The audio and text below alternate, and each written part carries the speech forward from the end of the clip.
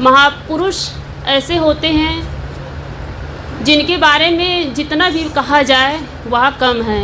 और पूज्य सद्गुरु श्री ज्ञान साहेब जी का जिस पक्ष को हम देखें, चाहे वह ज्ञान का पक्ष हो, चाहे वे आचार का पक्ष हो, चाहे विचार का पक्ष हो, हर पक्ष अपने आप में एक गरिमामय प्रस्तुति थे।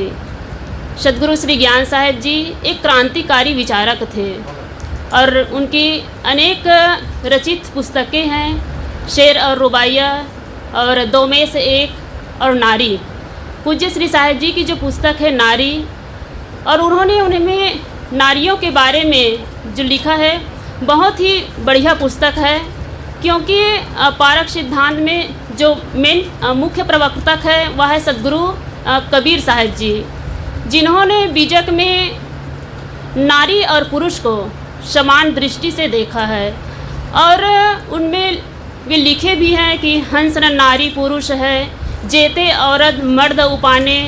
ये सद्गुरु कबीर साहेब जी की रचित बीजक में है।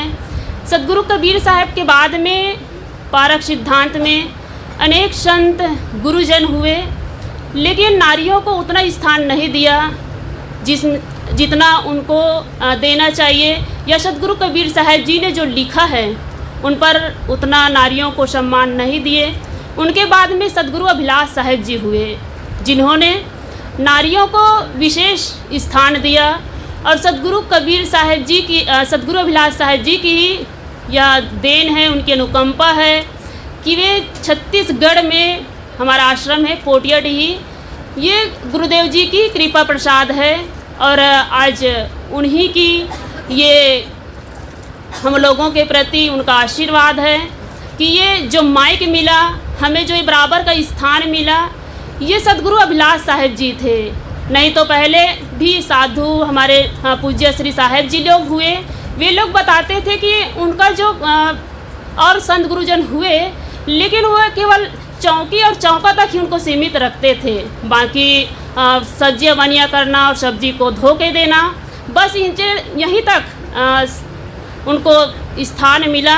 और उनका यहाँ तक से भोजन को छूने भी नहीं देते थे, ऐसे हम लोग हमारे पूज्य श्री साहेब जी लोग बताते थे। लेकिन ये सद्गुरु अभिलाष साहेब जी की देन है कि हम आप सबके बीच में यहाँ बोल रहे हैं, ये स्वतंत्र हो करके आप लोगों के सामने में हम अपना विचार व्यक्त कर रहे हैं। ये सद्गुरु अभिलाष साहेब जी के देन। उनके बाद में सद्गुरु श्री ज्ञान साहेब जी हुए और उन्हीं के समकक्ष थे।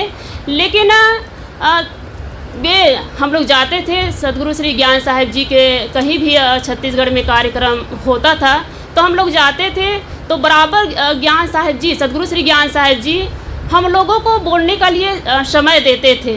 ये हम लोगों के प्रति पूज्य श्री साहेब जी का विशेष हम लोगों के प्रति उनका आशीर्वाद रहा, उनका वात्सल्य रहा हम लोगों के प्रति। नहीं तो कहाँ दे पाते हैं, उतना नहीं दे पाते। भले बोलना अलग बात है, लेकिन नारियों को अपने समकक्ष बैठाना ये बहुत बड़ी और बहुत बड़ा दिल की बात है। मैं समझती हूँ कि बहुत बड़ा दिल है जो हम लोगों को भी अपना समकक्ष रखते हैं, हमें वो स्थान देते हैं। और ऐसे महापुरुष, ऐसे युग पुरुष कहना चाहिए, जब ऐसे महापुरुष इस दुनिया से जाते हैं तो वाकई में ये बहुत बड़ी क्षति होती है, जिनकी क्षति अपूर्णीय है, जिसे पूरा नहीं किया जा सकता।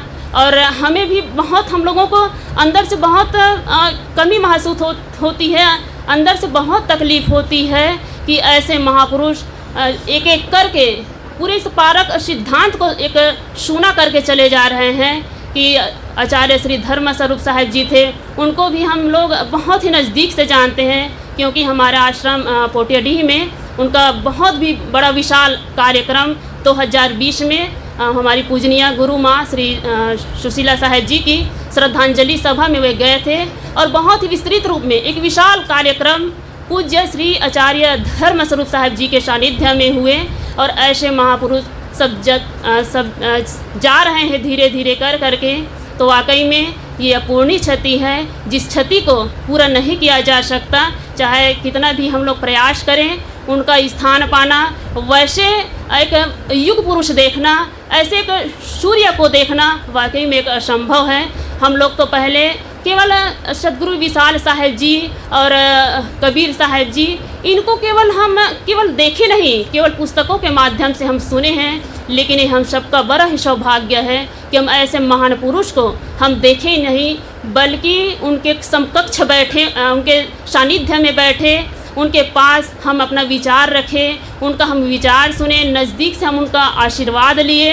ये हमारा सौभाग्य है और सबसे बड़ा सौभाग्य हम समझते हैं कि हम छत्तीसगढ़ पोटेड़ी आश्रम से आए हैं। और ये सदगुरु परसों पूज्य सदगुरु श्री आज्ञा साहेब जी का यहाँ पर उनकी जयंती रखा गया, ये हमारा सौभाग्य है। और आज जिन महापुरुष को हम बहुत ही नज़दीक से जानते हैं, ऐसे महापुरुष को बहुत ही समीप से हम उनके विचार सुने, उनके विचारों का आदान प्रदान हुआ, ऐसे महापुरुष को हम देखें और सुने।